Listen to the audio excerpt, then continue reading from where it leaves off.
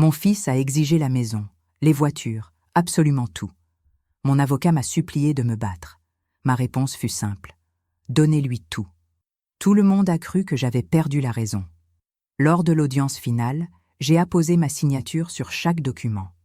Il affichait un sourire triomphant, convaincu d'avoir remporté la victoire, mais il ignorait que j'avais déjà gagné bien avant d'entrer dans cette salle. Son sourire s'est maintenu jusqu'au moment où son avocat a blêmi lorsque 3 mois, à peine 3 mois, s'étaient écoulés depuis que j'avais mis en terre Henri, l'homme qui m'avait redonné foi en l'amour après des années de solitude. Je percevais encore son eau de Cologne sur le fauteuil du salon. Je retrouvais encore ses lunettes de lecture sur la table de la salle à manger. La maison conservait sa présence dans chaque recoin. L'horloge comptoise qu'il avait restaurée pour moi continuait de marquer les heures, avec ce tic-tac qui me rappelait désormais que le temps sans lui s'écoulait avec une lenteur insupportable. C'était un mardi après-midi, lorsque j'ai entendu le moteur d'une voiture s'arrêter devant chez moi. Depuis la fenêtre de la cuisine, où je préparais un café au lait comme Henri me l'avait appris, j'ai aperçu mon fils Julien descendre du véhicule. Il n'était pas seul.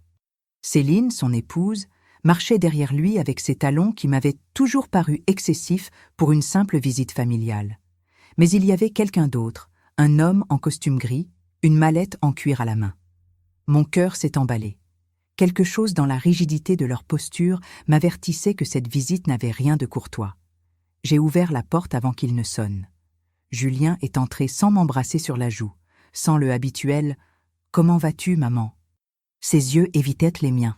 « Maman, nous devons parler », a-t-il dit d'une voix qu'il voulait ferme, mais que moi, sa mère, je reconnaissais comme hésitante. « Je te présente Maître Philippe Durand. » L'homme au costume a tendu sa main.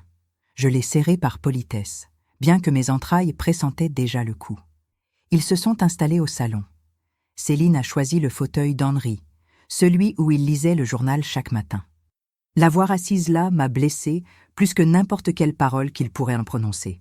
« Madame Françoise », a commencé l'avocat en sortant des documents de sa mallette. « Votre fils m'a engagé pour régler une affaire familiale de manière civilisée. » Civilisée. Quel mot élégant pour ce qui allait suivre. Julien s'est raclé la gorge. « Maman, cela fait déjà 3 mois que papa Henri nous a quittés. Je pense qu'il est temps de discuter de l'héritage, de ce qui me revient. Si vous souhaitez continuer à découvrir des histoires de vie authentiques qui touchent le cœur, abonnez-vous à la chaîne et activez la cloche, car parfois, les meilleures leçons viennent de là où on les attend le moins. Je l'ai fixé du regard.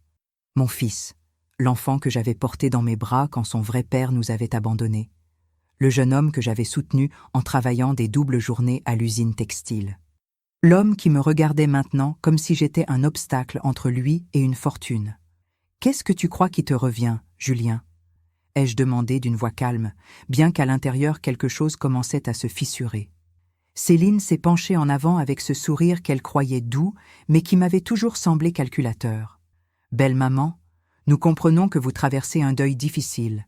C'est pourquoi nous venons avec une proposition équitable. » « Équitable » ai-je répété.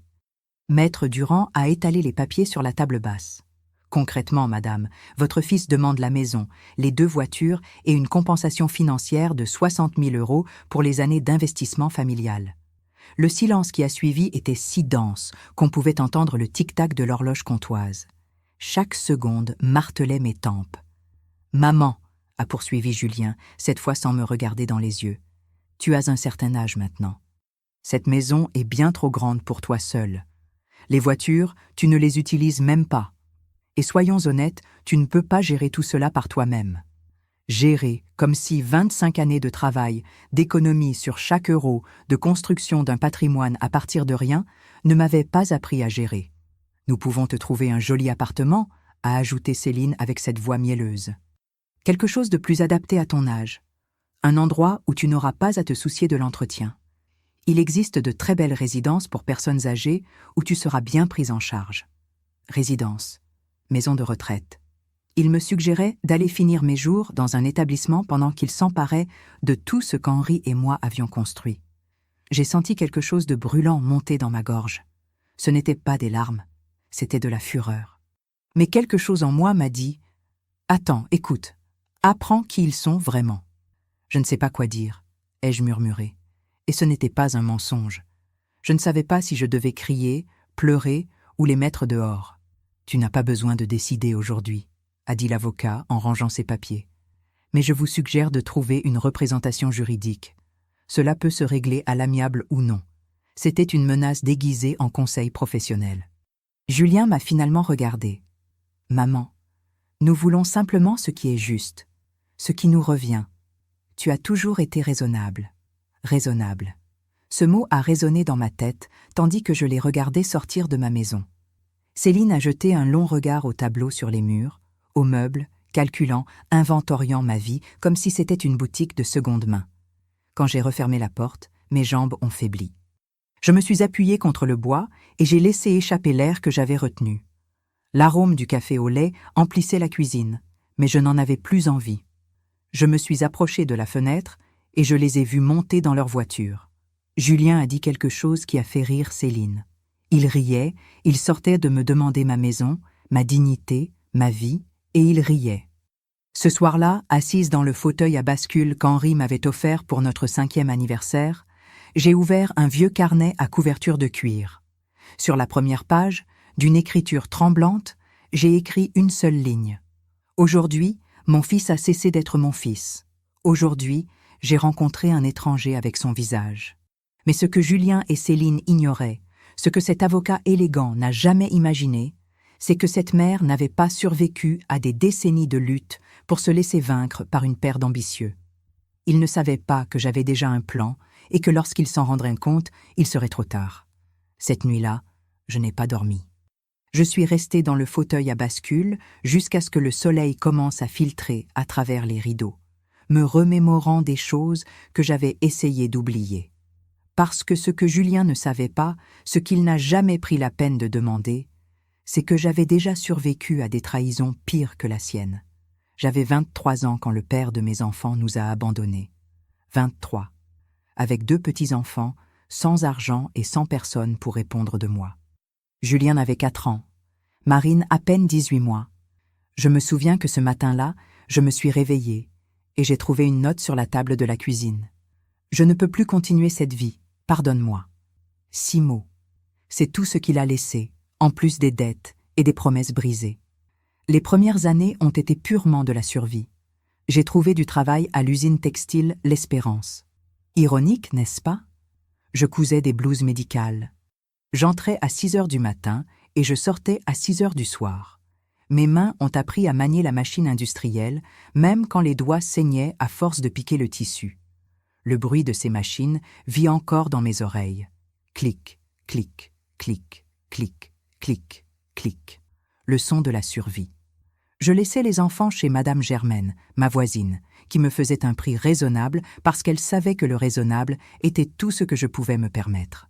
Le soir, quand Julien et Marine dormaient, je sortais la vieille machine à coudre Singer de ma mère, celle-là même qui se trouve maintenant dans la pièce de couture, et je faisais des travaux supplémentaires, des retouches de vêtements, des rideaux, des nappes pour des mariages. Je dormais 4 heures si j'avais de la chance. Julien était mon ombre durant ces années. Il me suivait partout dans la maison en disant « Maman, maman, maman », comme s'il craignait que je disparaisse moi aussi. Je lui chantais des berceuses pendant que je cousais. Je lui promettais que tout allait s'améliorer, et quand il pleurait parce que ses chaussures étaient trouées et que les autres enfants se moquèrent de lui, je lui séchais les larmes, et je lui disais « Mon fils, un jour, tu auras tout ce que tu mérites. Ta maman te le promet. » C'est peut-être là que j'ai commis mon erreur. Peut-être l'ai-je trop gâté sans m'en rendre compte, essayant de compenser l'absence d'un père qui n'est jamais revenu. Marine, en revanche, a grandi plus indépendante, moins exigeante. Parfois, je pense qu'elle a compris depuis toute petite que je donnais tout ce que je pouvais et que demander plus était égoïste. Elle est devenue forte, silencieuse, studieuse. À 18 ans, elle a obtenu une bourse pour étudier la gestion à Lyon et de là, elle est partie pour Genève. Maintenant, elle a sa propre entreprise de conseil. Nous parlons chaque semaine en visioconférence.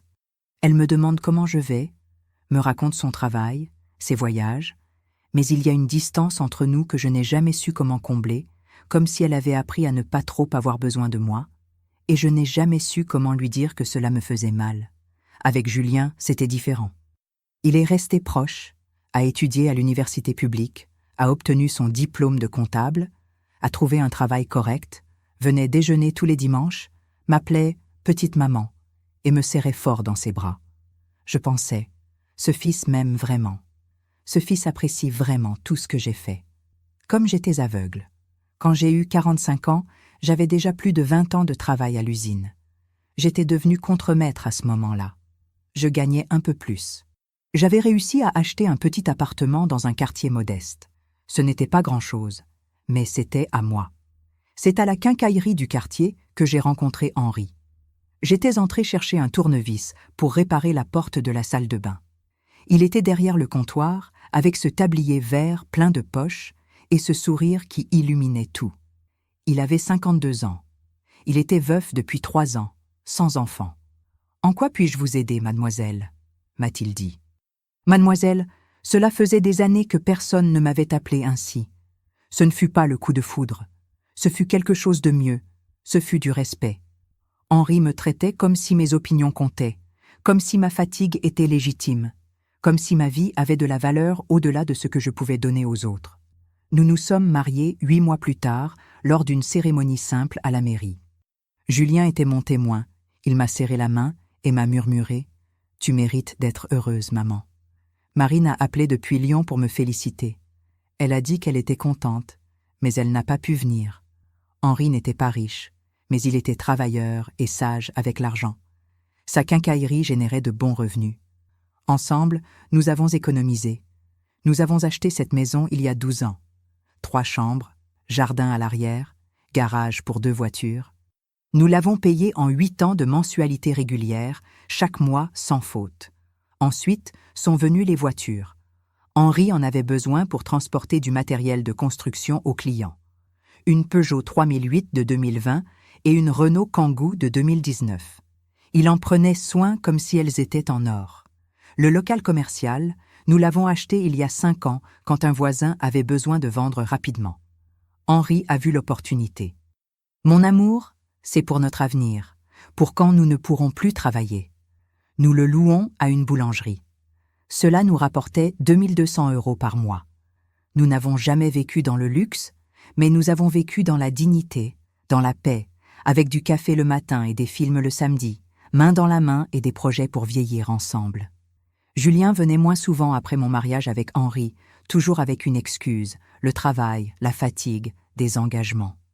Quand il a rencontré Céline il y a 8 ans, les visites se sont encore espacées.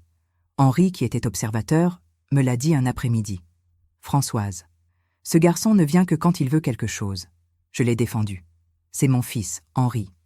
Il est occupé à construire sa vie. »« a-t-il dit sans insister. Mais son regard me disait « Tu verras. » Il y a 4 mois, Henri s'est effondré en portant un chauffe-eau à la quincaillerie. Infarctus foudroyant.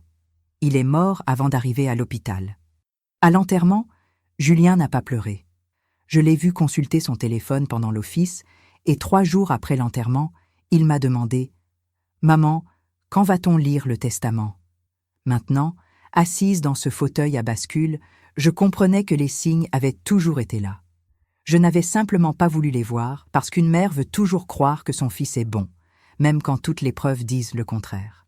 Les prêts ont commencé subtilement, si subtilement qu'au début, je ne me suis même pas rendu compte que j'étais utilisée. La première fois, c'était il y a 6 ans, peu après que Julien eut 32 ans. Il m'a appelé un jeudi soir avec cette voix que je connaissais si bien, celle qu'il utilisait enfant quand il voulait quelque chose, douce, presque gênée. « Maman, est-ce que je peux te demander un service ?»« Bien sûr, mon fils, dis-moi. J'ai besoin de 1 800 €. Ma voiture est tombée en panne et j'en ai besoin pour travailler. Je te les rends le mois prochain, je te le jure. » Henri était à côté de moi, regardant la télévision. Je l'ai regardé du coin de l'œil. Il a haussé un sourcil, mais n'a rien dit. « Tu n'as pas d'économie ?» lui ai-je demandé. Silence gênant. Je les ai utilisés pour autre chose. « Maman, je te les rends vraiment. C'est un prêt, je lui ai fait le virement le lendemain. 2 mois ont passé, puis 4, puis 6. Il n'a jamais mentionné les rembourser. Et moi, je ne les lui ai jamais réclamés parce que, eh bien, c'était mon fils et les mères ne font pas payer leurs enfants. N'est-ce pas? 5 mois plus tard, un autre appel.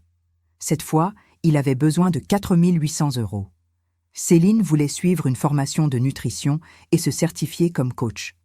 C'est un investissement pour notre avenir, maman. Quand elle commencera à travailler, on te remboursera tout d'un coup. Henri, cette fois, a pris la parole. Françoise, c'est déjà un schéma qui se répète. C'est pour son éducation, lui ai-je répondu. Pour qu'ils s'en sortent avec leur propre salaire. Quoi? Ils travaillent tous les deux. Je n'avais pas de réponse. J'ai fait le virement à Julien sans le dire à Henri. J'ai utilisé mes économies personnelles, celles que je gardais sur un compte que j'avais ouvert des années plus tôt au cas où. Le « au cas où » était en train de devenir à cause de Céline. Elle n'a jamais terminé cette formation. 2 mois plus tard, je l'ai vue poster des photos sur les réseaux sociaux depuis la Côte d'Azur. Vacances dans un hôtel 5 étoiles. Repos bien mérité, disait la publication, avec l'argent que j'avais gagné en cousant jusqu'à ce que mes doigts me fassent mal. Mais le pire, ce n'étaient pas les prêts, c'était la transformation. Julien venait avant, avec des vêtements simples, mangeait avec plaisir ce que je lui préparais, restait à discuter. Après Céline, tout a changé. Il arrivait en chemise de marque, consultant constamment son téléphone, mangeant peu parce que nous faisons attention à notre ligne. Les conversations sont devenues superficielles. Il ne me demandait plus comment j'allais. Il parlait d'affaires qu'il voulait lancer, de voyages qu'il voulait faire, de la maison qu'il voulait acheter. Toujours vouloir, jamais donner. Un après-midi, Céline est venue me rendre visite seule. Elle avait un sourire qui n'atteignait pas ses yeux. « Belle maman, j'ai besoin de vous demander un conseil de femme à femme », a-t-elle dit en s'asseyant sur le bord du fauteuil comme si ma maison la dégoûtait. « Dis-moi, Julien et moi pensons acheter une maison, quelque chose de bien, vous savez, dans un quartier convenable, mais les apports sont hors de prix. Il nous faudrait environ 10 000 €. Voilà le véritable motif de sa visite. « Et vos économies ?» ai-je demandé. Elle a soupiré théâtralement. « Oh, belle maman, tout est si cher. La salle de sport, l'essence, la nourriture bio dont j'ai besoin pour ma santé, vous savez comment c'est. » Non, je ne savais pas. J'avais élevé 2 enfants avec des haricots et du pain et ils étaient en parfaite santé. Céline, cette somme serait juste un prêt. Elle m'a interrompu. Julien a un bon travail. Nous vous rembourserons en mensualité. Voyez cela comme un investissement dans l'avenir de votre fils, dans vos futurs petits-enfants. Petits-enfants. Elle a utilisé ce mot comme un appât. Et moi, sotte que j'étais, j'ai mordu à l'hameçon. Je lui ai prêté les 10 000 €. Henri l'a découvert en vérifiant les relevés de compte. « À quoi penses-tu, Françoise » m'a-t-il dit. Pas avec colère, mais avec une préoccupation sincère. Cet argent était pour les urgences, pour ton opération des yeux que tu as en attente. Mon fils en a besoin. Ton fils gagne bien sa vie, son épouse aussi. Ce dont ils ont besoin, c'est d'apprendre à gérer leur argent. Henri, tu n'as jamais eu d'enfant. Tu ne comprends pas. J'ai regretté ces mots à l'instant même. J'ai vu la douleur traverser son visage. Tu as raison, a-t-il dit doucement. Je ne comprends pas comment un fils peut profiter ainsi de sa mère. Cette nuit-là, nous avons dormi chacun d'un côté du lit sans nous toucher. Ce fut la seule fois où nous nous sommes disputés en 12 ans de mariage. Julien et Céline n'ont jamais acheté cette maison. 6 mois plus tard, j'ai appris par une cousine qu'ils avaient été vus dans une boîte de nuit chic, dépensant en bouteilles de champagne. Une seule bouteille coûtait ce que je gagnais en 1 semaine. Les visites sont devenues de plus en plus rares. Ils n'apparaissaient que quand ils avaient besoin d'argent ou quand il y avait de la nourriture gratuite lors des anniversaires familiaux. Henri, en revanche, ne me l'a jamais reproché. Mais je voyais sa déception chaque fois que Julien appelait. Il savait ce qui allait suivre, une autre demande, un autre prêt qui ne serait jamais remboursé. 1 mois avant de mourir, Henri m'a emmené prendre le petit déjeuner dans notre café préféré. Il a commandé des croissants et des œufs brouillés. Nous avons mangé en silence quelques minutes jusqu'à ce qu'il pose sa fourchette et me prenne la main. « Françoise, mon amour, j'ai besoin de te dire quelque chose et je ne veux pas que tu te fâches. Dis-moi, ce garçon, Julien, je le vois différemment. Il a une dureté dans les yeux qu'il n'avait pas avant. Et cette femme qu'il a épousée, elle est en train de le changer, ou pire, elle fait ressortir ce qui a toujours été là. J'ai voulu le défendre, mais les mots ne sont pas sortis. Écoute-moi bien, a poursuivi Henri en me serrant la main. Quand je ne serai plus là. Ne dis pas ça. Quand je ne serai plus là, a-t-il répété fermement. Fais attention. J'ai tout mis à ton nom dans le testament parce que je te fais confiance. Mais méfie-toi de ceux qui n'apparaissent que quand il y a quelque chose à obtenir. 3 semaines plus tard, Henri était mort, et 2 mois après cela, Julien était dans mon salon avec un avocat, exigeant que je lui remette tout ce qu'Henri m'avait laissé.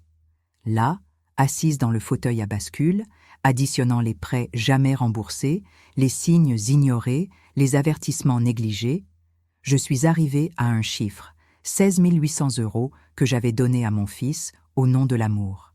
Amour. Quel mot maltraité. Henri avait raison, il avait toujours eu raison. Et moi, aveuglée par l'amour maternel, je n'avais pas voulu voir que mon fils n'était plus l'enfant qui me suivait en disant « Maman, maman, maman ».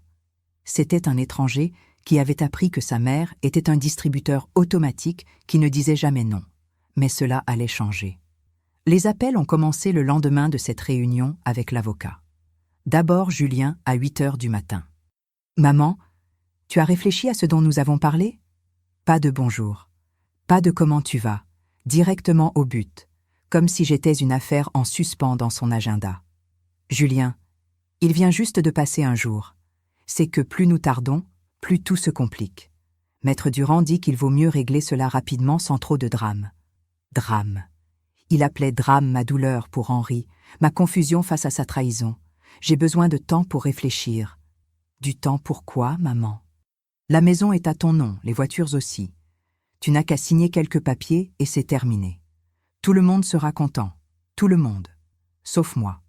J'ai raccroché sans dire au revoir. Mes mains tremblaient pendant que je préparais le café. L'arôme me réconfortait, me ramenait au matin avec Henri quand le monde avait encore un sens. À 10 heures, message de Céline par WhatsApp. « Belle maman, je t'envoie quelques options d'appartements ravissants. Regarde, celui-ci a un ascenseur et tout. Parfait pour toi. » J'ai ouvert les images. Des appartements de 50 mètres carrés dans des zones éloignées du centre. L'un était à côté d'une avenue bruyante, l'autre dans un immeuble qui semblait sur le point de s'effondrer. Le plus joli coûtait 120 000 € dans un quartier où les agressions étaient une monnaie courante. Ma maison valait 580 000 €. Il voulait que j'échange mon foyer contre une boîte d'allumettes. Je n'ai pas répondu. Mais Céline ne se laissait pas décourager facilement. À 14 heures, un autre appel de Julien. « Maman, Céline me dit que tu ne lui réponds pas. Je suis occupée. »« Occupée à quoi, maman ? Tu ne travailles plus. Qu'est-ce que tu peux bien faire ?» Cette phrase m'a fait l'effet d'une douche froide, comme si ma vie sans travail n'avait pas de valeur. Comme si mes journées à entretenir la maison, à me souvenir d'Henri, à exister, n'étaient rien. « Julien, écoute, nous devons parler sérieusement. »« J'arrive. »« Non, trop tard. » Il avait déjà raccroché. Il est arrivé à 15h30. Cette fois, il avait des dossiers, plus de documents. Il s'est assis à la table de la salle à manger sans que je l'y invite. Il a étalé les papiers sur la table où Henri et moi prenions le petit déjeuner chaque matin.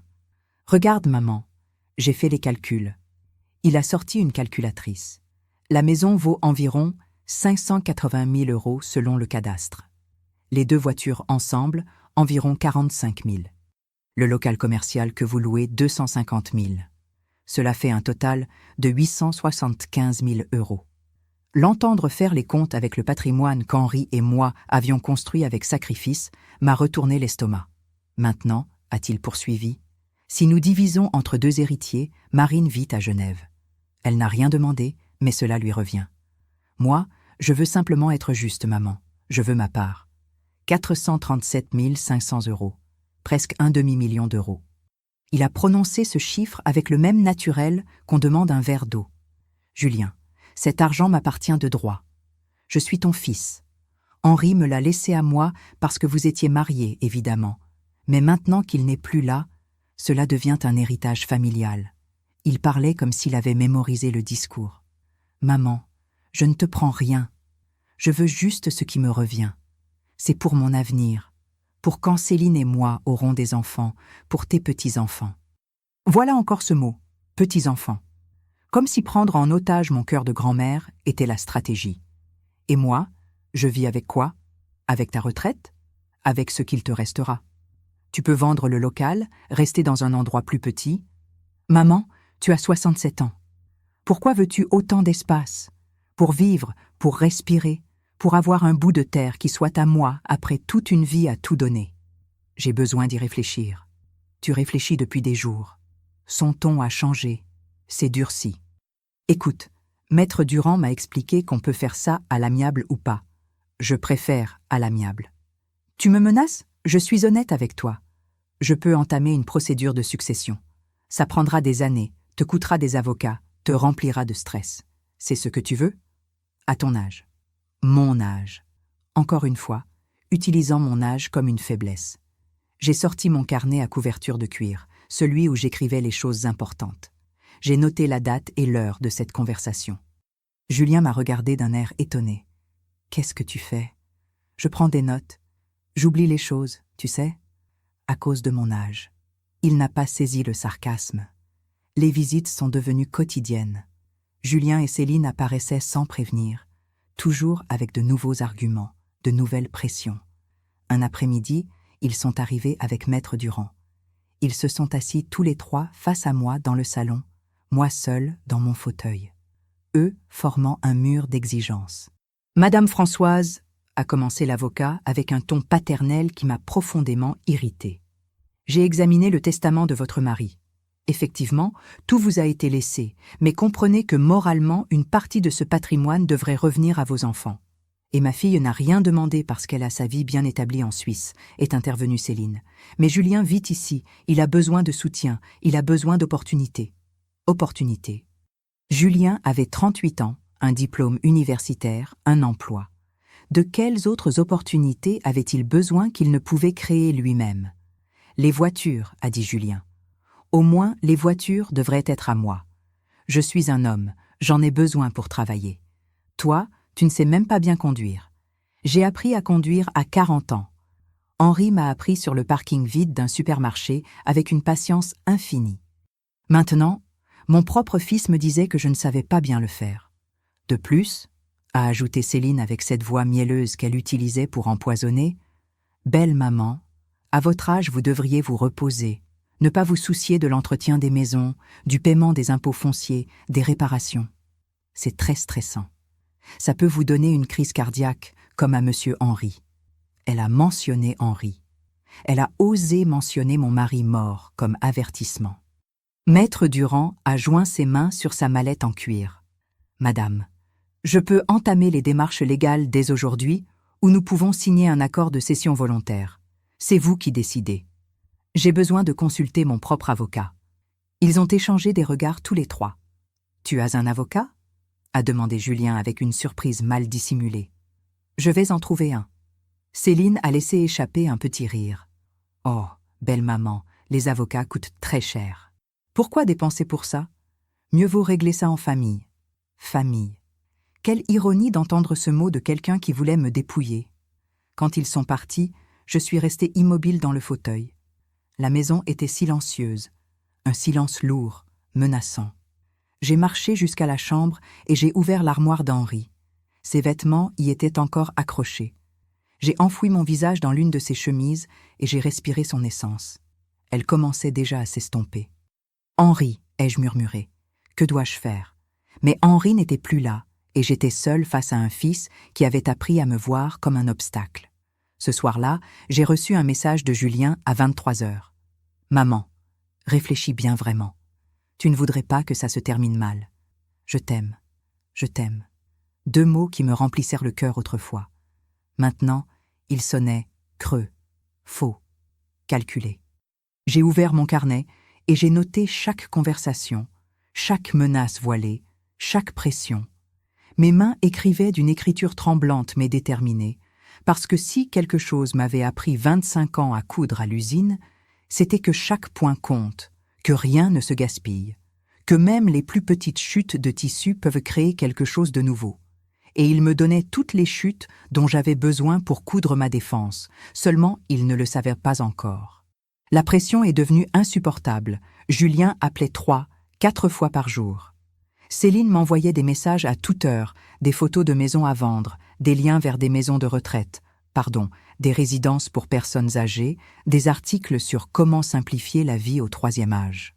Un après-midi, pendant que j'arrosais les plantes du jardin, ces bougainvilliers qu'Henri avait plantés pour moi, mon téléphone a vibré. Encore un message de Julien. « Maman, Maître Durand dit que si tu ne réponds pas cette semaine, il va entamer la procédure légale. Ne m'oblige pas à en arriver là. Ne m'oblige pas, comme si j'étais la coupable.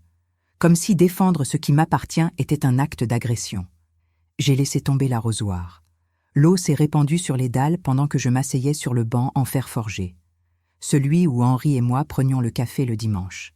J'ai regardé ma maison. Chaque brique avait une histoire. La fenêtre de la cuisine que nous avions réparée ensemble quand elle s'est cassée pendant un orage. La porte d'entrée que nous avions peinte en bleu turquoise parce que Henri disait que c'était la couleur du ciel les jours heureux. L'horloge comtoise qui portait le tic-tac de nos années ensemble. Tout cela, il voulait me l'arracher. Ce soir-là, je n'ai pas cuisiné, je n'avais pas faim, je n'avais pas de force.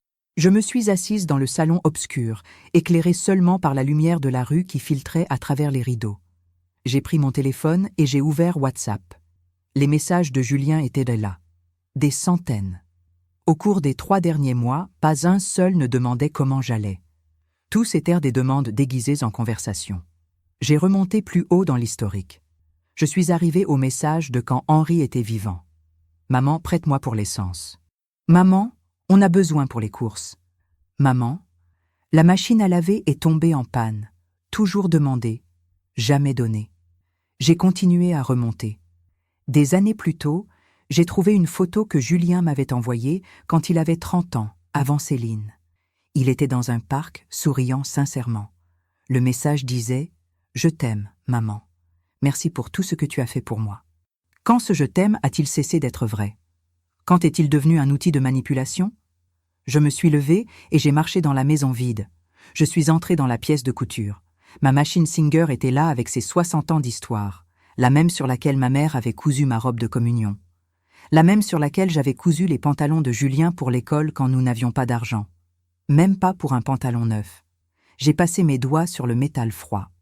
Combien de nuits me suis-je assise ici, cousant jusqu'à ce que mes yeux n'en puissent plus, juste pour que mes enfants aient des vêtements propres, de la nourriture sur la table, des fournitures scolaires. Et maintenant, l'un de ces enfants voulait me laisser sans rien. J'ai ouvert le tiroir où je gardais les choses sentimentales.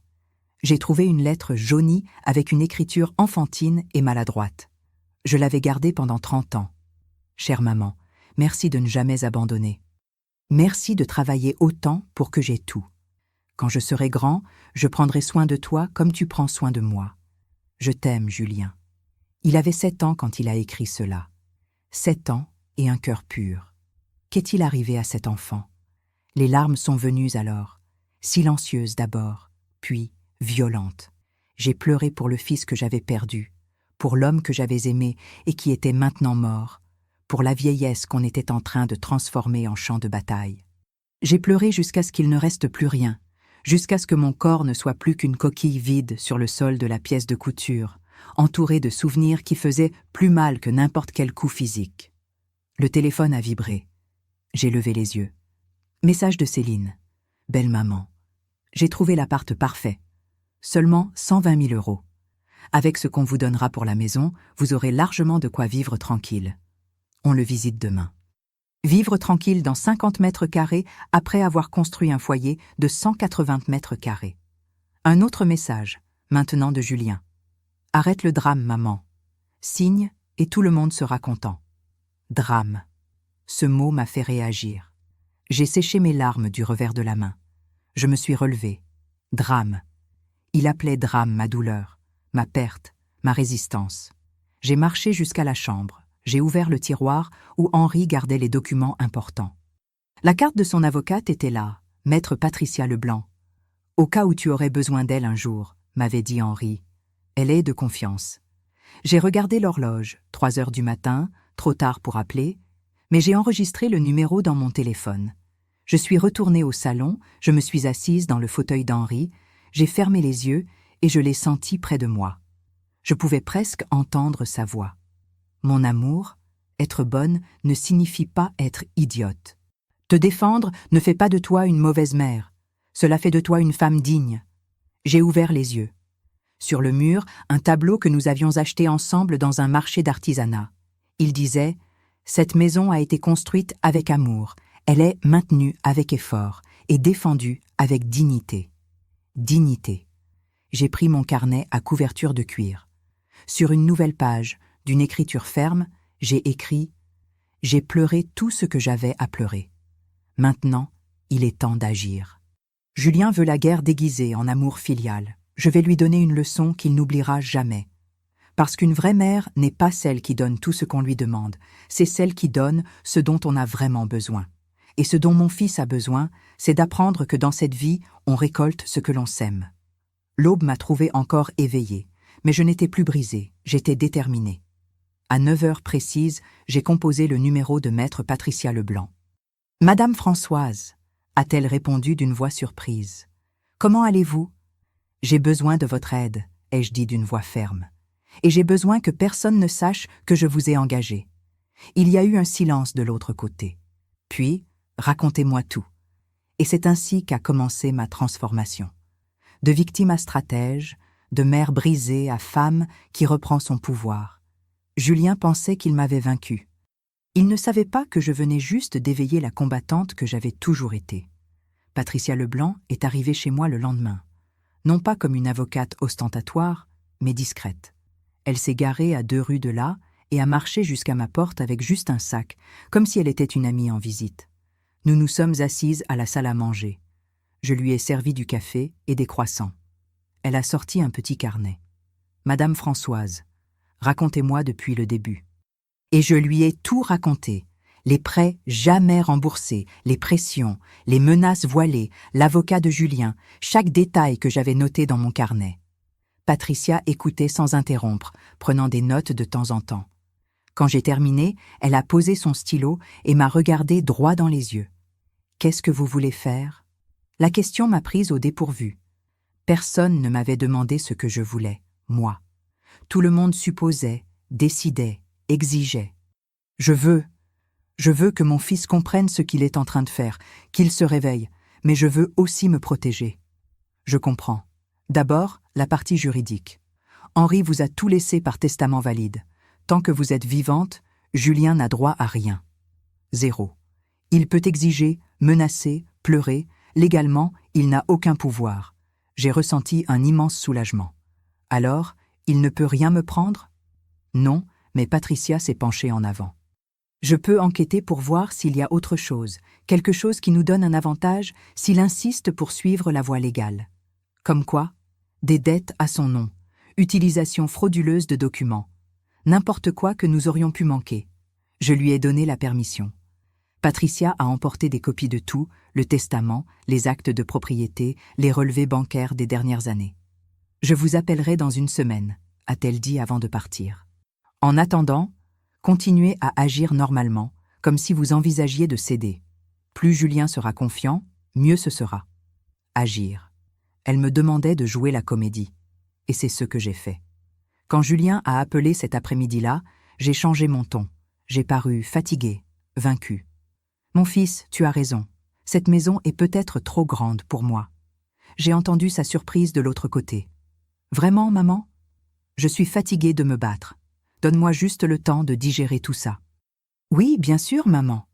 Prends tout le temps qu'il te faut. » Sa voix sonnait triomphante. Il se sentait déjà gagnant. Ce même soir, mon téléphone a vibré à 23 heures. Appel vidéo de Marine depuis Genève.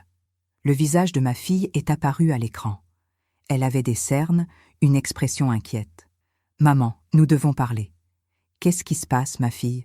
Julien m'a appelé il y a 3 jours. » Marine s'est mordu la lèvre. Il m'a demandé de l'argent, 6 000 €. Il a dit que c'était urgent, qu'il avait une urgence. Mon estomac s'est retourné. « Qu'est-ce que tu lui as dit ?» Je lui ai dit non. Et là, il s'est mis à crier. « Maman. » Il m'a dit que je ne comprenais pas parce que je vivais loin, que j'étais une mauvaise sœur, que je n'avais jamais été là pour la famille.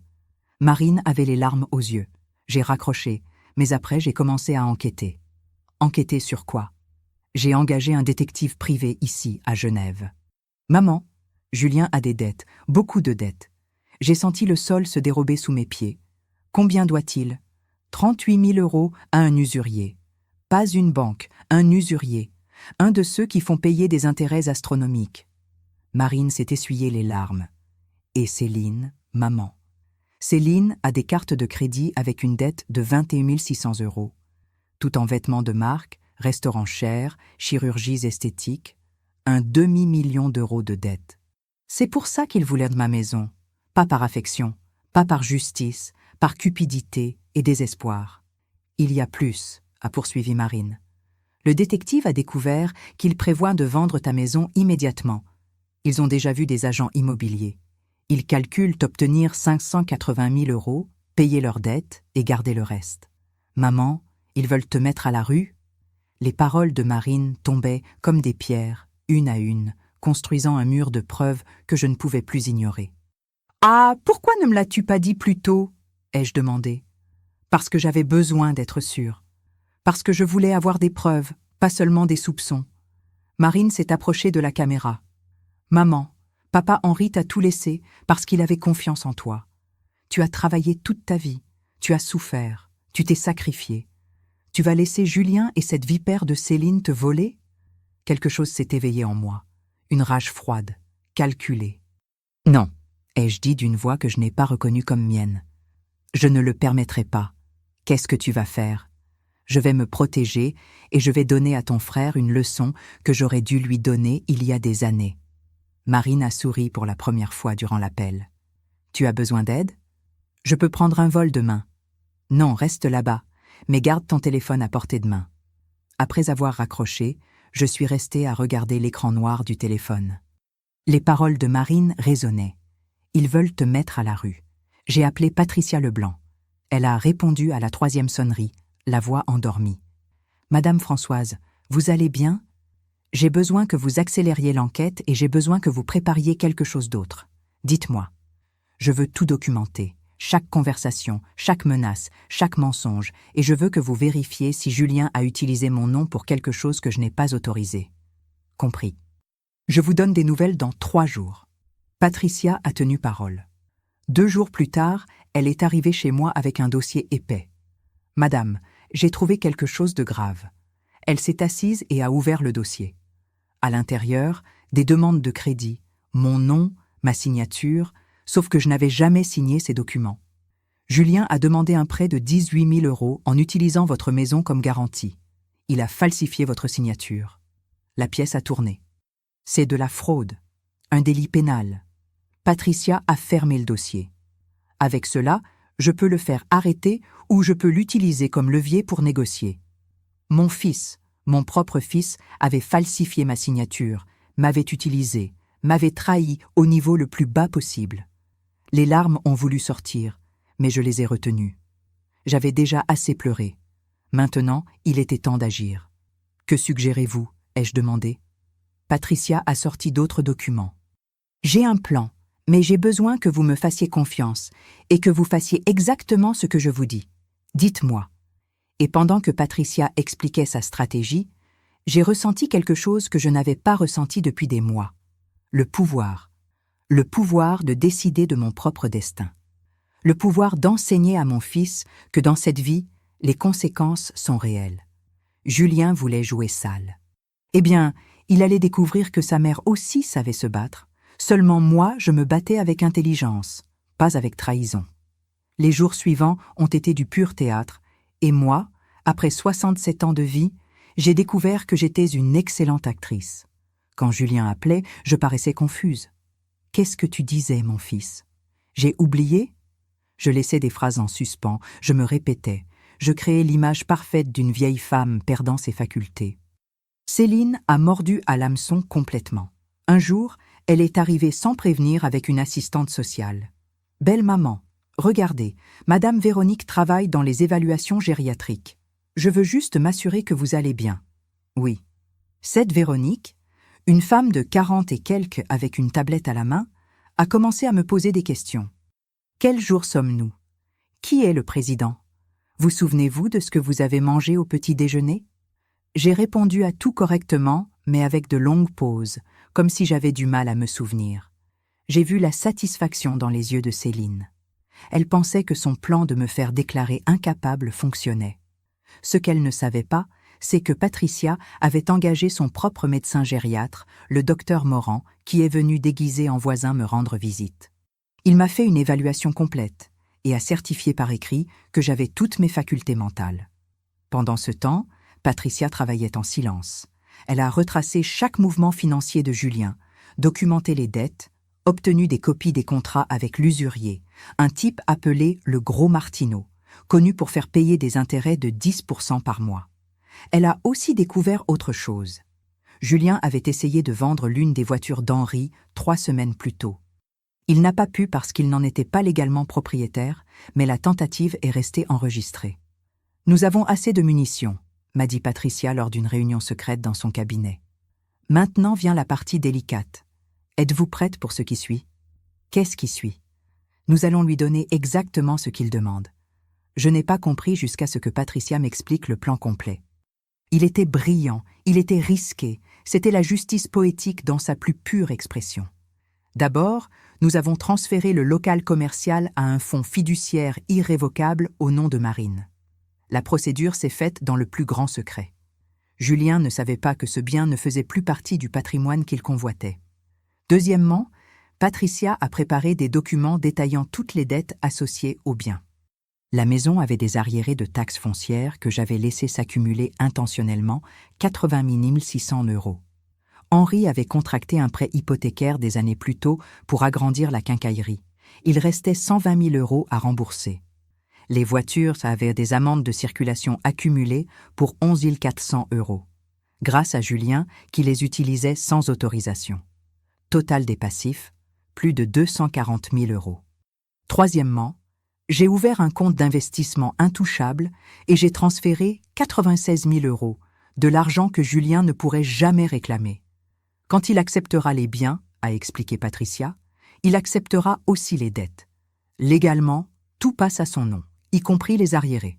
Et s'il refuse au dernier moment, alors nous présentons les preuves de fraude. Il fait face à des poursuites pénales et ne voit jamais un euro. Patricia a souri. Cet échec est mat peu importe ce qu'il choisit, mais il restait la partie la plus difficile, convaincre Julien qu'il avait gagné. J'ai appelé mon fils un mercredi après-midi. « Julien, j'ai pris une décision. »« Oui, maman. » Sa voix était impatiente. « Tu as raison. Cette maison est trop grande pour moi. » J'ai laissé ma voix paraître brisée, vaincue. « Je veux juste que tu promettes de prendre soin des affaires d'Henri. » Il y tenait beaucoup. Silence. Puis, « Bien sûr, maman, bien sûr. Je prendrai soin de tout. » Mensonge. Mais moi aussi je mentais, donc nous étions quittes. Dis à ton avocat de préparer ce qu'il faut. Je signerai ce qu'il y a à signer. Vraiment ? Il n'arrivait pas à croire à sa chance. Vraiment. Je suis fatiguée de me battre. Quand j'ai raccroché, Patricia me regardait avec admiration. Vous méritez un Oscar. Les jours suivants ont été étranges. Julien et Céline me traitaient avec une douceur soudaine. Elle m'a apporté des fleurs. Il m'a appelée petite maman, à nouveau, comme si, en obtenant ce qu'il voulait, il pouvait feindre l'affection. Ils m'ont invité à déjeuner dans un restaurant cher. Céline a commandé du champagne. « Trinquons au nouveau départ », a-t-elle dit en levant sa coupe. J'ai levé la mienne, eau minérale au citron, aux conséquences de nos décisions. Ils n'ont pas saisi le double sens. Pendant le repas, Julien a parlé de ses projets. Vendre la maison immédiatement, acheter un appartement plus moderne dans un quartier résidentiel, peut-être une nouvelle voiture pour Céline. « Et moi ?» ai-je demandé doucement. « Tu vas être très bien, maman. Nous te trouverons un endroit joli, petit, mais joli. Petit. » Encore ce mot. Sur le chemin du retour, regardant par la fenêtre de la voiture, j'ai pensé à toutes les fois où je m'étais levée à 5 heures du matin pour arriver à temps à l'usine. Aux nuits passées à coudre jusqu'à ce que mes doigts saignent. Aux années de sacrifice, et j'ai pensé, ce fils à moi va apprendre la leçon la plus chère de sa vie, mais ce sera la plus précieuse. Patricia a programmé la première audience de médiation pour le mardi suivant. Elle a informé Maître Durand que j'étais disposée à négocier. Le lundi soir, Julien m'a appelé.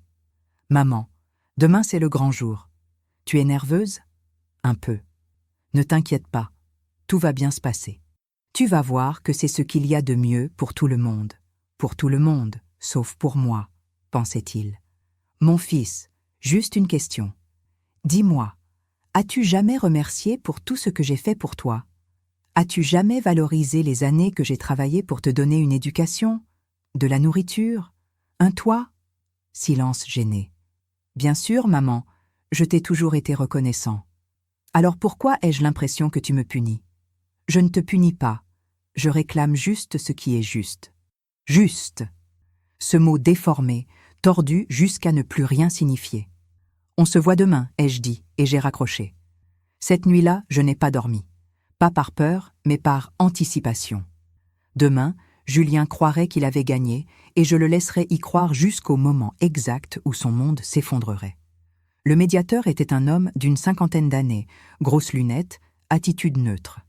La salle de médiation sentait le vieux café et les documents juridiques.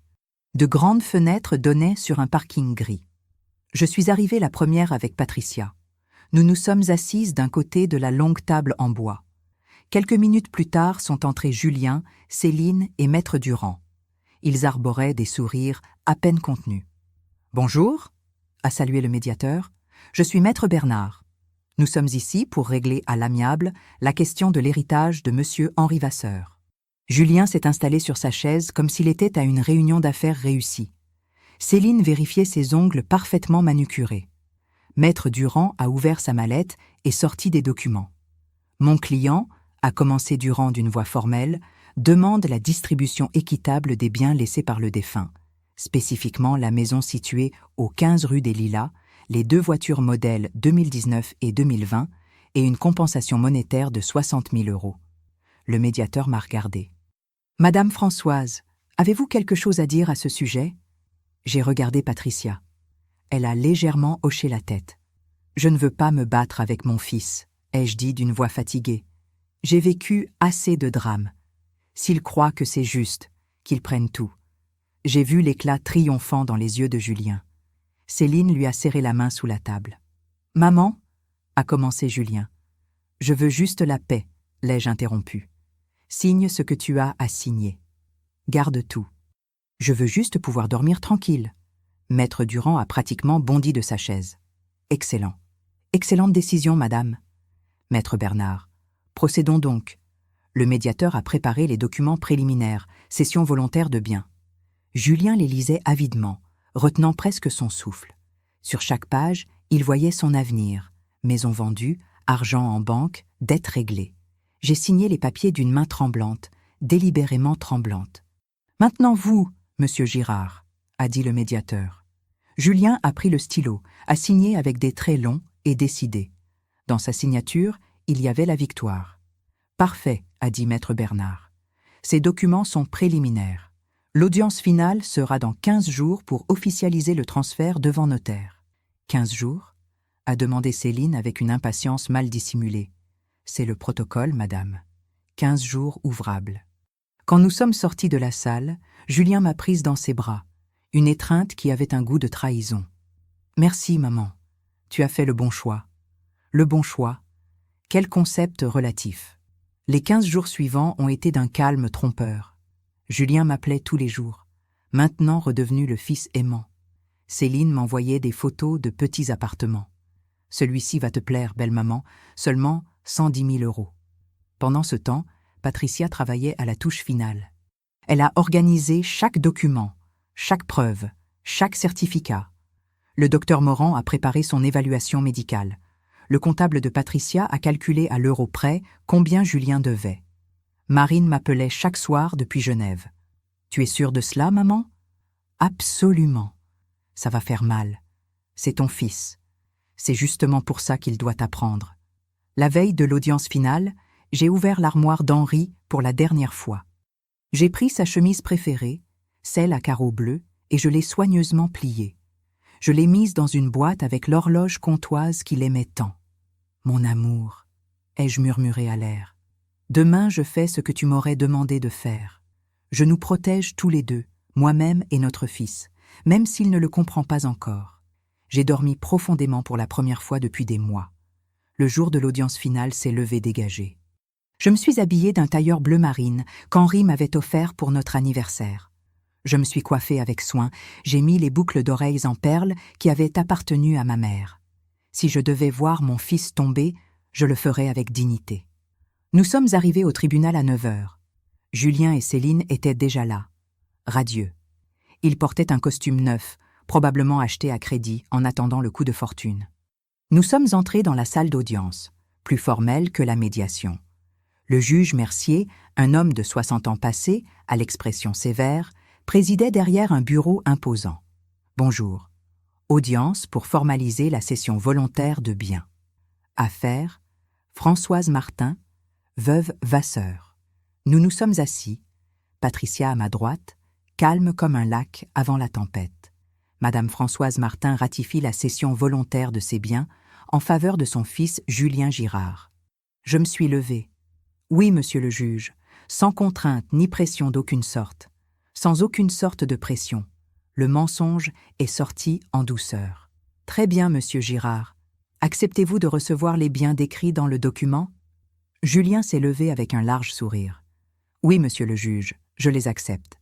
Procédez à la signature devant le notaire. J'ai signé. Julien a signé. Le notaire a apposé son sceau.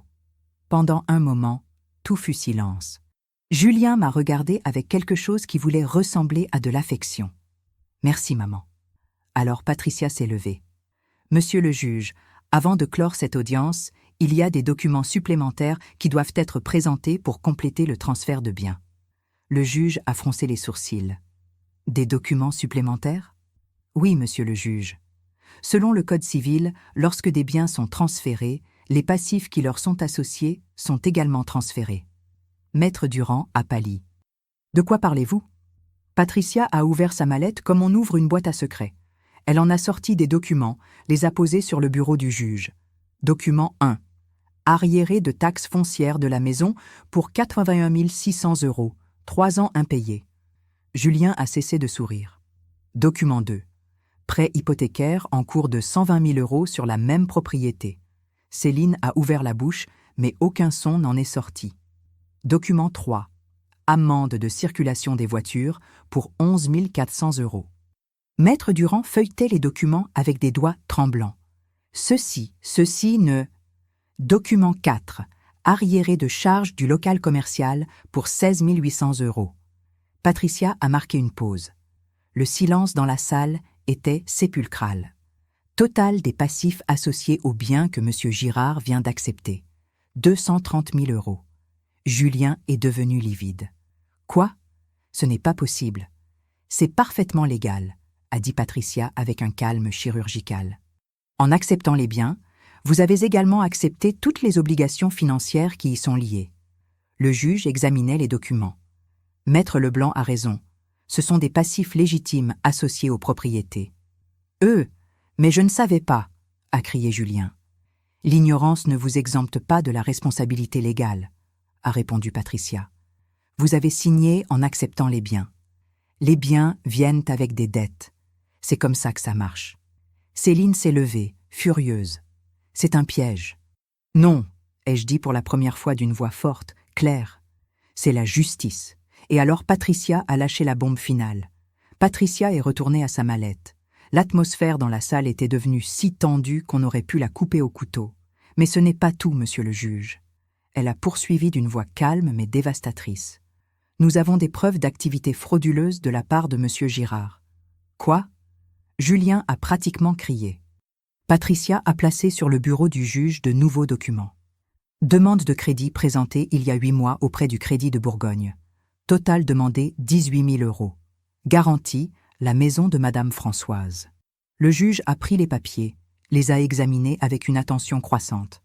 Le problème, a poursuivi Patricia, c'est que la signature de Madame Françoise sur ces documents est fausse. Elle n'a jamais autorisé ce crédit.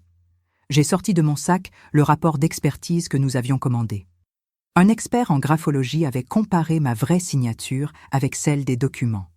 Correspondance, 0%. C'est de la falsification de documents et de la fraude, a dit Patricia. Délits pénaux typifiés dans les articles du Code pénal. Julien s'est effondré sur sa chaise. Je jeûne non quoi. Je l'ai interrompu en me levant. Je n'étais plus la petite vieille confuse et faible. J'étais la femme qui avait survécu à des décennies de lutte. Tu n'as pas pensé que je te découvrirais? Tu n'as pas cru que ta mère pouvait être plus intelligente que toi? Maman, je peux expliquer. Silence. Ma voix a résonné dans la salle. 67 ans de rage contenue sont sortis dans ce mot. Tu m'as utilisé, tu as falsifié ma signature, tu as mis en danger mon patrimoine.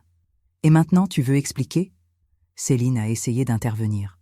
Belle-mère, c'est un malentendu. Toi. Je me suis tournée vers elle avec un regard qui l'a fait reculer. Toi, tu l'as transformée en cela. Toi, avec tes goûts de luxe, tes dettes, tes manipulations. Patricia a sorti d'autres documents. En parlant de dettes, près de 38 000 € à M. Gilbert Martineau, connu comme Le Gros, intérêt mensuel de 10%, dette actuelle 45 600 €. Comment avez-vous obtenu ça? A murmuré Julien. Parce que pendant que tu planifiais de me voler, moi j'enquêtais. Je me suis approché de la table où il était assis. Chaque appel que tu m'as passé pour demander de l'argent, chaque prêt que tu n'as jamais remboursé, chaque mensonge, j'ai tout documenté. Patricia a continué, implacable. Carte de crédit de Madame Céline Girard, dette totale de 21 600 €. Grand magasin, clinique de chirurgie esthétique, restaurant. Céline s'est mise à pleurer. Des larmes qui ne m'ont pas ému une seule seconde. Maître Durand a essayé de sauver la situation. Monsieur le juge, mon client, il est clair qu'il y a eu des erreurs de jugement, mais des erreurs de jugement. Le juge Mercier a posé les documents sur son bureau d'un geste sec. Il y a ici des preuves de fraude. Ce n'est pas une erreur, c'est un délit. Monsieur le juge, Patricia s'est avancée. Ma cliente est disposée à ne pas porter plainte sous certaines conditions. Julien a levé les yeux avec un espoir désespéré. Quelles conditions?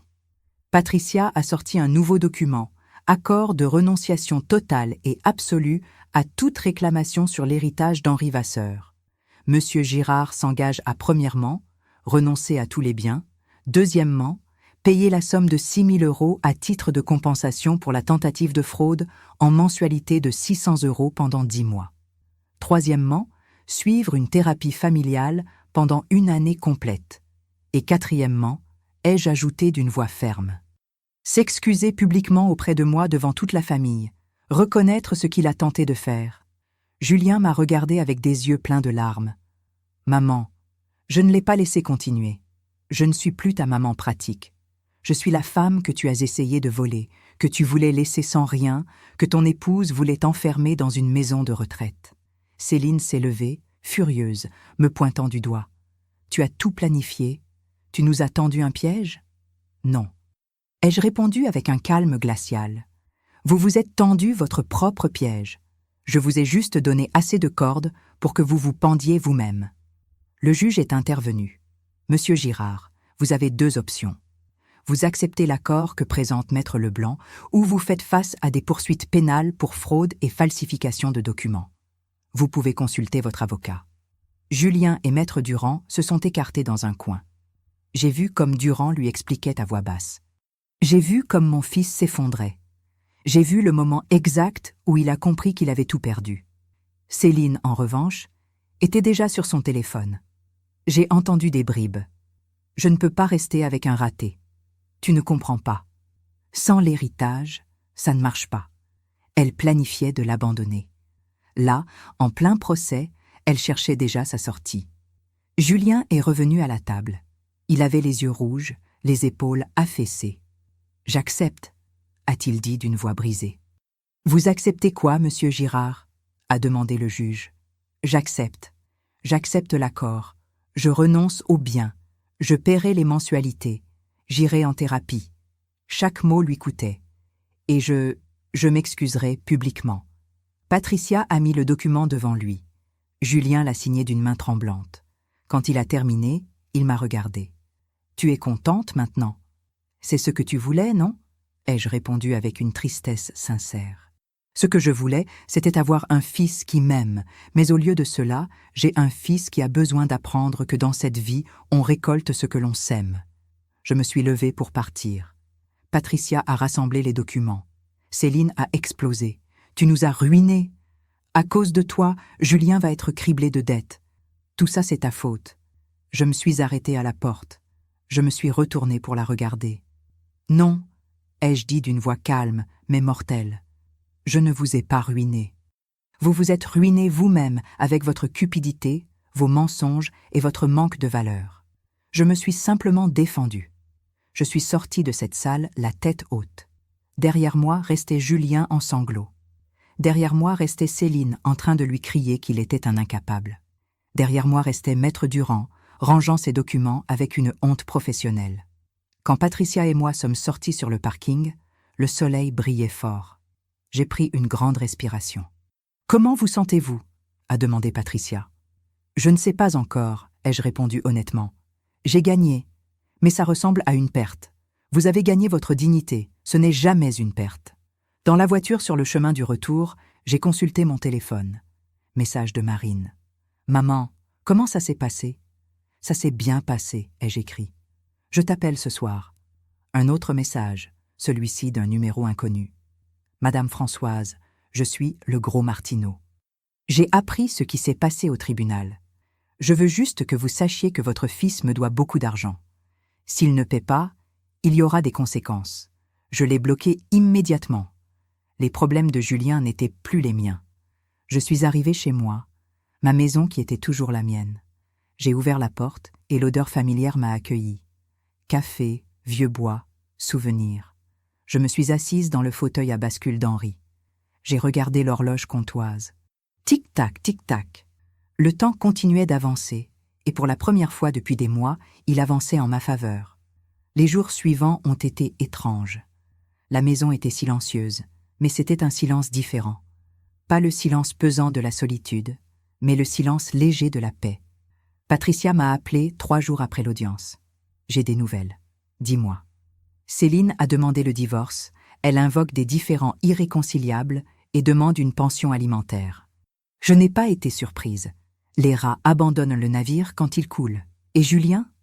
Dévasté, d'après ce qu'on m'a dit. Il a perdu sa femme, l'héritage, sa dignité, et il doit encore le premier paiement de 600 €. Une partie de moi. La partie qui était encore mère a ressenti de la douleur pour lui, mais la partie qui avait appris à se valoriser savait que c'était nécessaire. Il y a autre chose, a poursuivi Patricia. Le gros Martineau ne plaisante pas. Il a donné à Julien 1 semaine pour payer au moins 12 000 €, ou alors, vous savez comment ces gens opèrent. Tu me demandes de l'aider ? Je vous informe simplement de la situation. Ce que vous faites de cette information est votre décision. J'ai raccroché et je suis restée à réfléchir. Julien était dans de vrais ennuis, un vrai danger. Je devrais intervenir. Cette nuit-là, je n'ai pas pu dormir. Je me suis retournée dans mon lit en pensant. D'un côté, il avait creusé sa propre tombe. De l'autre, il restait mon fils. À 2 heures du matin, j'ai pris une décision. J'ai appelé Patricia à la première heure le lendemain. Je veux faire quelque chose, mais à mes conditions. Je vous écoute. Je vais vendre le local commercial. Avec cet argent, je paierai la dette de Julien auprès du gros Martineau. Seulement cette dette, rien d'autre. Vous êtes sûr ? Je ne le fais pas pour lui. Je le fais pour pouvoir dormir tranquille, en sachant que je n'ai pas laissé mon fils en danger réel de mort. Le local s'est vendu pour 228 000 €. J'ai payé les 45 600 à l'usurier. Le reste, je l'ai réparti. 96 000 pour Marine, 60 000 pour un fonds de bourse au nom d'Henri dans notre paroisse, 26 400 pour moi. Quand le gros Martineau a reçu le paiement, je lui ai fait passer un message très clair. Ne prêtez plus 1 € à mon fils. Si vous le faites, vous saurez que vous ne récupérerez pas votre argent. L'homme, qui avait une réputation d'être impitoyable, a ri. Madame, vous êtes plus dure que beaucoup d'hommes que je connais. Respect. 2 semaines après l'audience, Julien a frappé à ma porte. Je l'ai à peine reconnu. Il avait perdu du poids. Il avait des cernes. Il portait les mêmes vêtements que 3 jours plus tôt. « Est-ce que je peux entrer ?» a-t-il demandé d'une petite voix. Je l'ai laissé entrer. Nous nous sommes assis au salon, chacun à un bout, comme des étrangers. J'ai appris que tu as payé ma dette au gros. Je ne l'ai pas fait pour toi, je l'ai fait parce que je ne veux pas porter le poids qu'il t'arrive quelque chose. Il a hoché la tête en regardant ses mains. Céline m'a quitté. Elle a emporté tout ce qui avait de la valeur, elle m'a même vidé le compte en banque. Tu veux que je te plaigne? Non. Je viens pour essayer d'expliquer. Il n'y a pas d'explication qui justifie ce que tu as fait. Je sais. Il a levé les yeux. Il avait des larmes. Mais je veux que tu comprennes comment j'en suis arrivée là. Céline, depuis que je l'ai rencontrée, m'a fait sentir que je n'étais pas suffisant, que j'avais besoin de plus d'argent, plus de statut, plus de tout. Et moi, je voulais l'impressionner. Je voulais être l'homme qu'elle voulait. Et pour cela, tu avais besoin de me voler. Je ne le voyais pas comme ça. Je pensais que c'était juste avancer ce qui serait à moi un jour, que tu n'en avais pas besoin autant que moi. Julien, j'ai travaillé 25 ans dans cette usine. Je me suis cassé les mains à coudre. Henri et moi avons construit ce patrimoine avec sacrifice. Et tu as pensé que je n'en avais pas besoin? J'ai été un idiot. Tu as été un fils qui a oublié d'où il vient. Long silence. L'horloge comptoise marquait les secondes. Y a-t-il une possibilité que tu me pardonnes un jour? A-t-il demandé d'une voix brisée. Je ne sais pas, ai-je répondu honnêtement. Le pardon ne se donne pas comme ça, il se mérite, et tu as beaucoup à faire avant de le mériter. Qu'est-ce que je dois faire? J'ai sorti un papier que j'avais préparé, ma propre liste de conditions. Premièrement, tu paies chaque euro de la mensualité que tu as signée. Deuxièmement, tu vas en thérapie. Pas parce que le juge te l'a ordonné, mais parce que tu veux sincèrement changer. Troisièmement, tu trouves un travail honnête et tu vis de ce que tu gagnes sans emprunter. Quatrièmement, chaque mois tu m'écris une lettre, sans rien demander, juste pour me raconter ce que tu fais pour devenir une meilleure personne. Il m'a regardé, incrédule. Tu me donnes une chance. Je te donne la possibilité de mériter une chance, ce n'est pas la même chose. Il s'est levé pour me prendre dans ses bras. J'ai reculé. Non, pas encore. Les étreintes se méritent avec des actions, pas avec des mots. Il a hoché la tête en essuyant ses larmes. Je vais te prouver que je peux changer. J'espère, Julien, parce que c'est ta dernière chance. Il n'y en aura pas d'autre. Quand il est parti, je me suis assise dans le fauteuil à bascule. Je sentais un poids étrange dans la poitrine. Pas de la joie, pas de la tristesse, quelque chose entre les deux. J'avais fait ce qu'il fallait. La sonnette a retenti à nouveau. J'ai ouvert en pensant que Julien était revenu. C'était Marine. Ma fille se tenait sur le pas de ma porte avec une valise. Surprise, a-t-elle dit avec un sourire timide. J'ai posé des vacances. J'ai pensé que tu pourrais avoir besoin de compagnie. Et là, voyant ma fille qui avait voyagé depuis Genève juste pour être avec moi, les larmes sont finalement sorties. Nous nous sommes embrassés sur le seuil de la porte, une longue étreinte, serrée, de celle qui répare des années de distance. Merci d'être venue, ai-je murmuré. Merci d'être forte, a-t-elle répondu. Ce soir-là, nous avons cuisiné ensemble. Marine coupait les légumes pendant que je préparais le plat. Nous avons parlé de tout et de rien. Nous nous sommes rattrapés après des années de conversations superficielles. « Maman », a-t-elle dit pendant le dîner, « ce que tu as fait était incroyable. Papa Henri serait fier. Tu crois? Je le sais. Il disait toujours que tu étais la femme la plus forte qu'il connaissait et il avait raison. Cette nuit-là, j'ai dormi profondément avec ma fille dans la chambre d'à côté, avec ma maison en sécurité, avec ma dignité intacte. J'avais gagné, mais plus important encore, je m'étais récupéré moi-même. Les mois suivants ont été une reconstruction lente, mais solide. Julien a fait le premier paiement. Il est arrivé ponctuel le 15 du mois, comme nous l'avions convenu. Il m'a tendu l'enveloppe avec 600 € en espèces. « Voilà », a-t-il dit sans me regarder dans les yeux. « Tu vas en thérapie ?»« Oui, tous les mardis. Ça t'aide ?» Il a haussé les épaules. Le thérapeute dit que j'ai une dépendance à la validation externe, que j'ai toujours cherché l'approbation au mauvais endroit. Je n'ai pas fait de commentaires, j'ai juste rangé l'argent. Ta lettre du mois. Il m'a tendu une enveloppe. Je l'ai ouverte quand il est parti. Écriture maladroite, mots sincères. Maman, cette semaine j'ai trouvé un travail comme comptable dans une petite entreprise. Il ne perd pas beaucoup, mais c'est honnête. J'ai déménagé dans un studio. C'est petit, mais c'est à moi, sans dette. Céline m'a appelé pour demander de l'argent. Je lui ai dit non. C'était la première fois que je disais non à quelqu'un. C'était libérateur. Je ne sais toujours pas comment réparer ce que j'ai brisé avec toi, mais j'essaie d'être meilleure. Julien. J'ai plié la lettre et je l'ai rangée dans une boîte spéciale. Marine est restée 2 semaines. Nous avons nettoyé la maison ensemble, organisé la chambre d'Henri, emballé ses affaires pour les donner. « Tu es sûre ?» a-t-elle demandé quand j'ai suggéré de donner ses vêtements. « Henri ne reviendra pas, mais son amour vit dans chaque bonne action que je fais. Quelqu'un a besoin de ses vêtements plus que moi. Nous avons tout donné à un centre de réinsertion pour hommes sans domicile, sauf la chemise à carreaux bleus et l'horloge comtoise. Celles-là, je les ai gardées. Quand Marine a dû rentrer à Genève, j'ai pleuré à l'aéroport. « Je viendrai plus souvent », a-t-elle promis. « Et toi, tu viendras me voir là-bas. »« Moi, à Genève ? Pourquoi pas ? Maman, tu as 67 ans, pas 87. Tu peux encore voyager, découvrir, vivre. » Elle avait raison.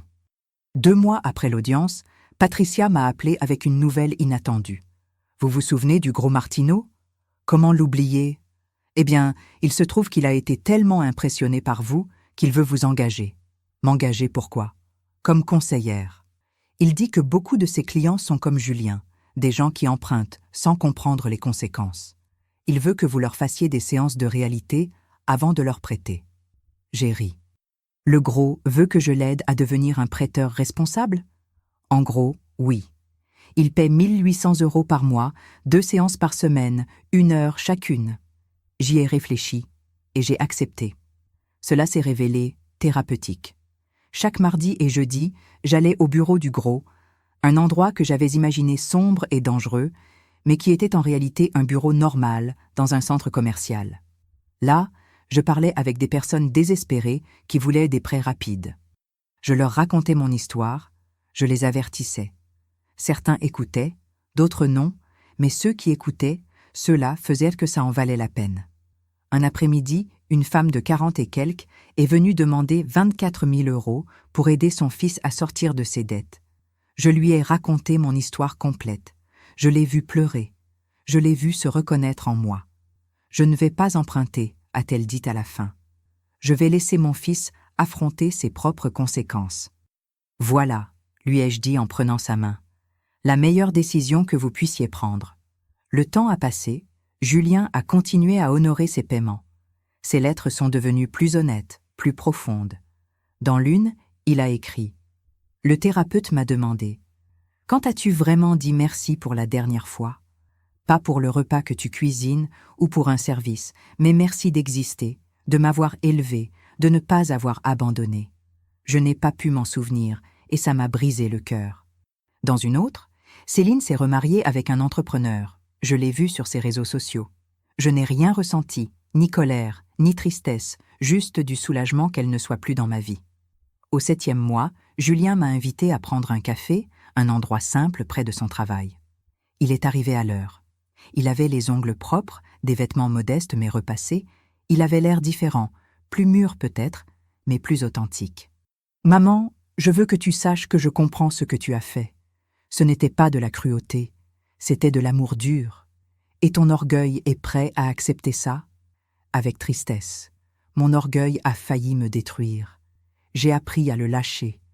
Nous avons bu notre café dans un silence partagé.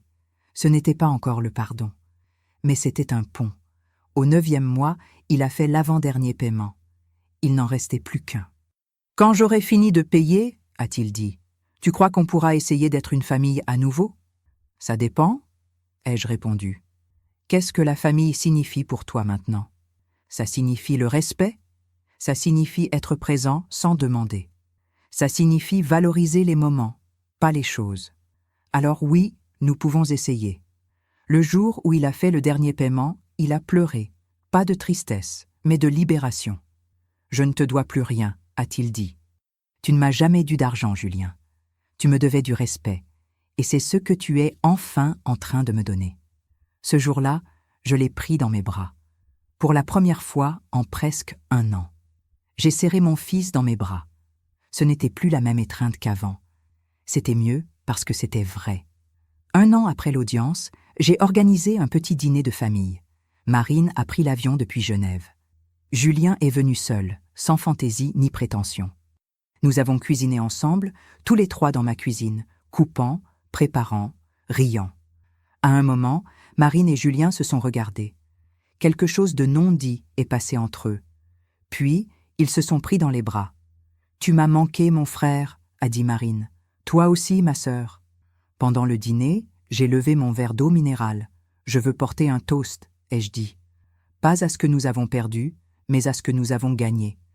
Nous avons perdu des illusions, nous avons gagné la vérité, nous avons perdu la facilité, nous avons gagné du caractère. Et surtout, nous avons appris que le véritable amour n'est pas de donner tout ce qu'on vous demande, c'est de donner ce dont on a vraiment besoin. Santé, ont-ils dit tous les deux. Ce soir-là, après leur départ, j'ai sorti mon carnet à couverture de cuir. J'ai lu la première entrée. Aujourd'hui, mon fils a cessé d'être mon fils. Aujourd'hui, j'ai rencontré un étranger avec son visage. En dessous, j'ai écrit une nouvelle ligne. Et aujourd'hui, 1 an plus tard, mon fils est redevenu mon fils. Mais en mieux, parce qu'il a dû se perdre pour se retrouver. J'ai refermé le carnet et j'ai regardé l'horloge comtoise d'Henri. Tic-tac, tic-tac. Le temps nous avait guéris et cela, j'ai compris, était la véritable justice poétique. Aujourd'hui, c'est dimanche. Julien vient déjeuner 1 fois tous les 15 jours maintenant. Pas tous les dimanches comme avant, parce qu'il a compris que ce n'est pas la fréquence qui fait l'affection, c'est la qualité. Ce matin, il a frappé à ma porte tôt. Il avait des marguerites, pas des roses chères, des marguerites sauvages qu'il avait achetées au marché. « Ce sont tes préférées », a-t-il dit avec un sourire timide. Je les ai prises et je les ai senties. Elles sentaient la simplicité, l'honnêteté. Entre, j'ai fait du café au lait. Nous nous sommes assis dans la cuisine, comme nous le faisions des années plus tôt, quand il était encore mon petit garçon qui rentrait de l'école avec 1000 histoires à raconter. « Comment va le travail ?» ai-je demandé. « Bien, j'ai été promu superviseur. Ça ne paie pas beaucoup plus, mais c'est une reconnaissance. Je suis contente. Maman, il a posé sa tasse sur la table. J'ai besoin de te dire quelque chose. Mon cœur s'est tendu. Une autre demande. Un autre besoin, dis-moi. J'ai rencontré quelqu'un. Elle s'appelle Sophie. Elle est institutrice, simple, travailleuse, rien à voir avec, avec Céline et je voudrais que tu la rencontres, mais seulement si tu es prête, je ne veux pas te mettre la pression. J'ai regardé mon fils. Ce n'était plus l'homme arrogant qui exigeait ma maison. C'était quelqu'un qui demandait la permission, qui respectait mon temps, mon espace. J'adorerais la rencontrer. Son visage s'est illuminé. Vraiment ? Vraiment. Nous avons bu notre café dans un silence agréable. Puis Julien a parlé à nouveau. Parfois je pense à ce jour au tribunal, à comment je croyais avoir gagné, au sourire idiot que j'avais. Il a secoué la tête. Tu sais quel a été le pire moment ? Lequel ? Quand Patricia a commencé à lire les dettes, quand j'ai vu les chiffres et j'ai compris que non seulement j'avais tout perdu, mais que j'étais devenue exactement ce que mon père avait été. J'ai été surprise par cette révélation. Ton père, lui aussi nous a abandonnés par cupidité. Il a pensé qu'il y avait quelque chose de mieux ailleurs, et il a fini seul, sans rien. Julien m'a regardé droit dans les yeux. J'allais sur le même chemin, t'abandonnant, te trahissant pour des mirages. Mais tu t'es arrêté. Non, toi tu m'as arrêté. Tu m'as obligé à affronter ce que j'étais en train de devenir. J'ai tendu ma main sur la table. Il l'a prise. Julien, ce que j'ai fait n'était pas de la vengeance. C'était te sauver de toi-même, de Céline, d'une vie de mensonges. Parce que le véritable amour, ce n'est pas dire oui à tout. C'est avoir le courage de dire non quand ce n'est pas ce qu'il faut. Je le sais maintenant et je t'en remercie. Après le petit déjeuner, nous sommes allés au jardin. Julien m'a aidé à tailler les bougainvilliers qu'Henri avait plantés. « Papa Henri t'aimait beaucoup », a-t-il dit en coupant des branches sèches. Et moi aussi je l'aimais. Je regrette de ne pas l'avoir plus apprécié de son vivant. Apprécie-le maintenant, en vivant comme il aurait voulu te voir, honnête, travailleur, digne. Nous avons travaillé en silence. Le soleil chauffait doucement, les oiseaux chantaient. Quand nous avons terminé, nous nous sommes assis sur le banc en fer forgé. « Maman, tu m'as pardonné ?» La question qu'il avait évitée pendant des mois est finalement sortie de sa bouche. « Oui, » ai-je répondu après avoir réfléchi. « Je t'ai pardonné, mais je n'oublierai jamais. Et ce n'est pas parce que je veux te punir, mais parce qu'oublier serait trahir tout ce que j'ai appris. Je comprends. Le pardon n'efface pas le passé, Julien. Le pardon te libère pour construire un avenir différent, et c'est ce que tu es en train de faire. » Il a essuyé une larme. Je ne mérite pas une mère comme toi. Probablement pas, ai-je dit avec un petit sourire. Mais tu m'as quand même, parce que c'est comme ça que fonctionne l'amour d'une mère. Il ne se mérite pas, il se donne, même si parfois ça fait mal de le donner. Nous sommes restés là jusqu'à ce que le soleil commence à descendre. Quand Julien est parti, je suis restée au jardin. J'ai regardé ma maison, mon foyer que j'avais tant lutté pour défendre. J'ai pensé à Henri, à Marine vivant sa vie à Genève, à Julien apprenant à devenir meilleur. J'ai pensé à toutes les femmes qui étaient passées par le bureau du gros Martineau, cherchant des réponses dans mon histoire, et j'ai pensé à moi-même, à la petite fille qui a grandi sans père, à la jeune mère abandonnée, à la femme qui a cousu pendant des décennies pour donner à ses enfants ce qu'elle n'avait jamais eu, à l'épouse qui a trouvé le vrai amour à la maturité, à la veuve qui a défendu sa dignité quand tout le monde s'attendait à ce qu'elle abandonne. J'ai sorti mon téléphone et j'ai enregistré un message vocal pour Marine.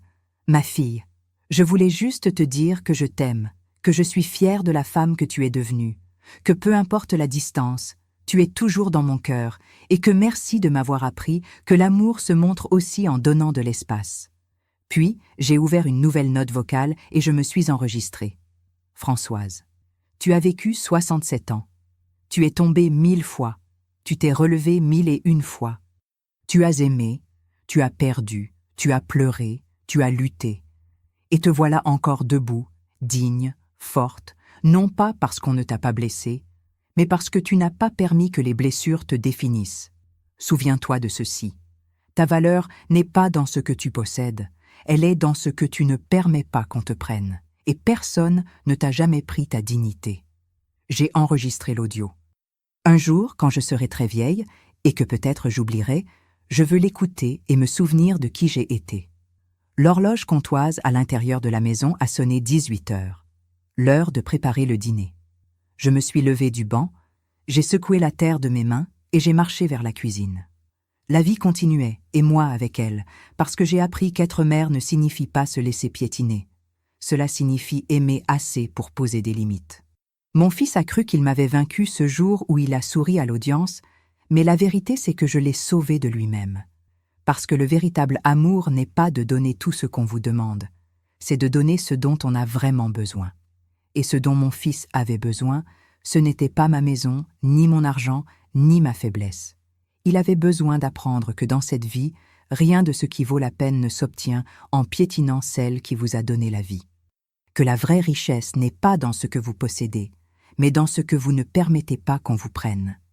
Et qu'une mère, quand elle décide enfin de se défendre, est la force la plus imparable de l'univers. Parce que l'amour d'une mère peut être doux comme une caresse ou ferme comme un mur d'acier. Cela dépend de ce que ses enfants ont besoin d'apprendre. Si cette histoire a touché votre cœur, laissez-moi un commentaire en me disant d'où vous nous accompagnez aujourd'hui. Avez-vous déjà dû poser des limites difficiles avec quelqu'un que vous aimez? Parfois, défendre notre dignité est l'acte d'amour le plus grand que nous puissions faire, tant pour nous-mêmes que pour ceux que nous voulons sauver d'eux-mêmes. Mettez un like si vous croyez que le respect est la base du vrai amour et abonnez-vous pour plus d'histoires de vie qui nous enseignent qu'il n'est jamais trop tard pour reprendre notre pouvoir. Parce qu'en fin de compte, la leçon la plus importante est celle-ci. Être bon ne signifie pas être naïf, et aimer vraiment signifie parfois avoir le courage de dire jusqu'ici et pas plus loin. Fin.